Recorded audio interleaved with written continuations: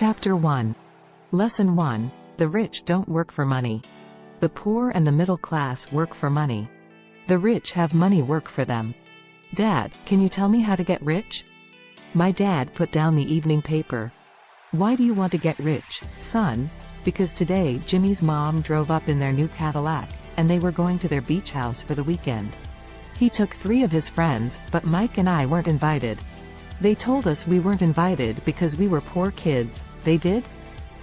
My dad asked incredulously. Yeah, they did, I replied in a hurt tone. My dad silently shook his head, pushed his glasses up the bridge of his nose, and went back to reading the paper. I stood waiting for an answer. The year was 1956. I was 9 years old.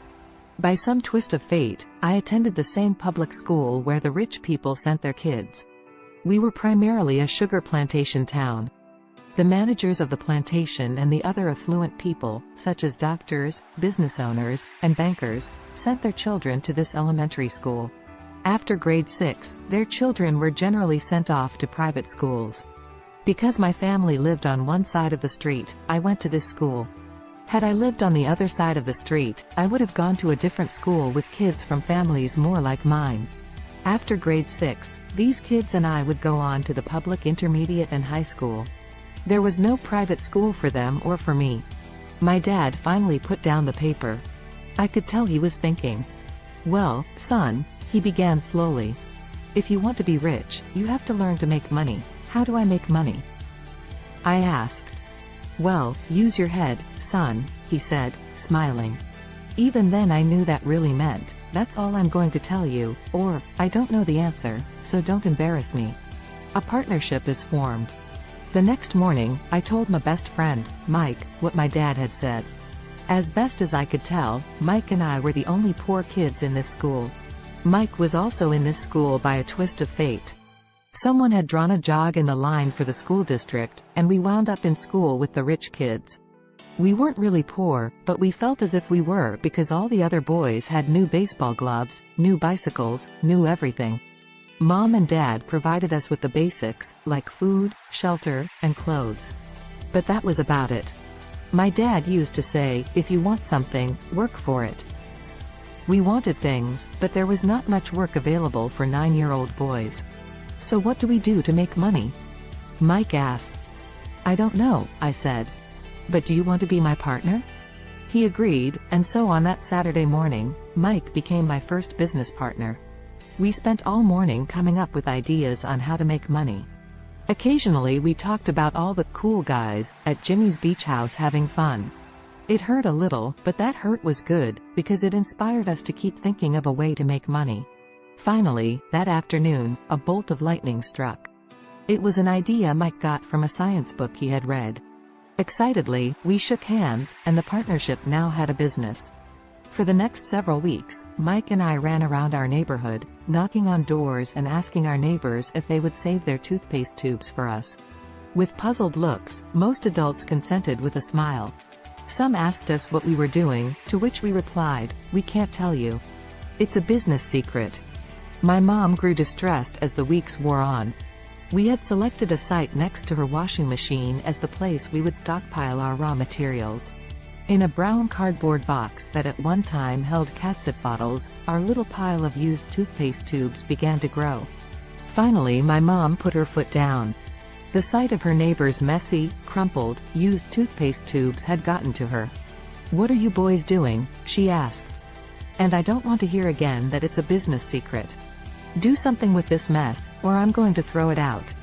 Mike and I pleaded and begged, explaining that we would soon have enough, and then we would begin production. We informed her that we were waiting on a couple of neighbors to finish their toothpaste so we could have their tubes. Mom granted us a 1-week extension. The date to begin production was moved up, and the pressure was on. My first partnership was already being threatened with an eviction notice by my own mom. It became Mike's job to tell the neighbors to quickly use up their toothpaste, saying their dentist wanted them to brush more often anyway. I began to put together the production line.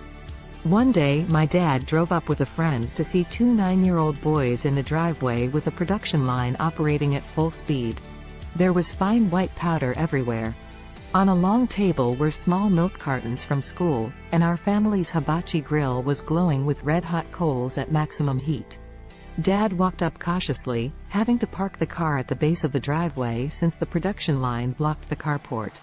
As he and his friend got closer, they saw a steel pot sitting on top of the coals in which the toothpaste tubes were being melted down. In those days, toothpaste did not come in plastic tubes. The tubes were made of lead. So once the paint was burned off, the tubes were dropped in the small steel pot. They melted until they became liquid, and with my mom's potholders, we poured the lead through a small hole in the top of the milk cartons. The milk cartons were filled with plaster of Paris. White powder was everywhere. In my haste, I had knocked the bag over, and the entire area looked like it had been hit by a snowstorm. The milk cartons were the outer containers for plaster of Paris molds. My dad and his friend watched as we carefully poured the molten lead through a small hole in the top of the plaster of Paris cube. "Careful," my dad said. I nodded without looking up. Finally, once the pouring was through, I put the steel pot down and smiled at my dad. "What are you boys doing?" he asked with a cautious smile. "We're doing what you told me to do.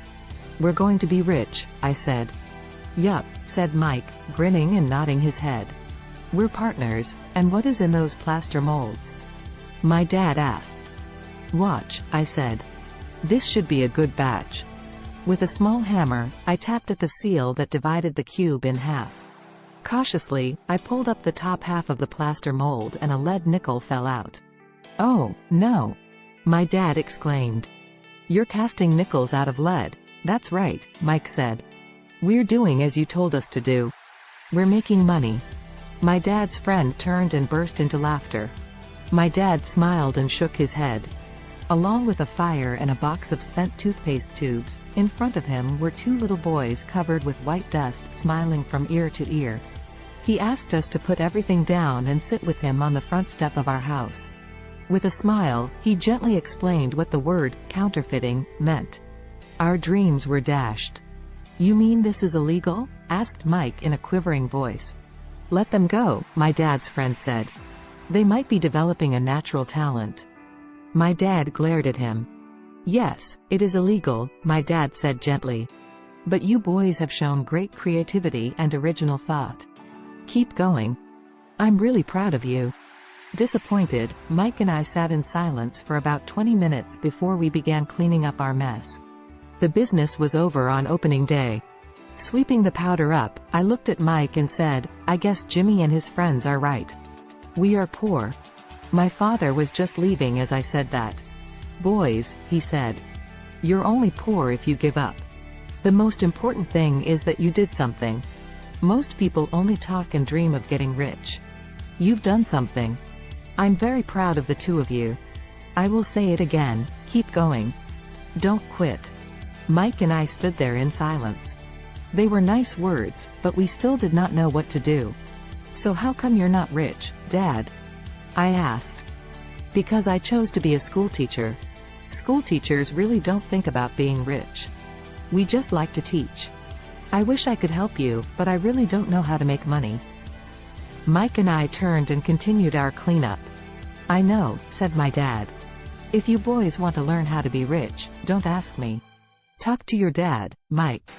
"My dad?" asked Mike with a scrunched-up face.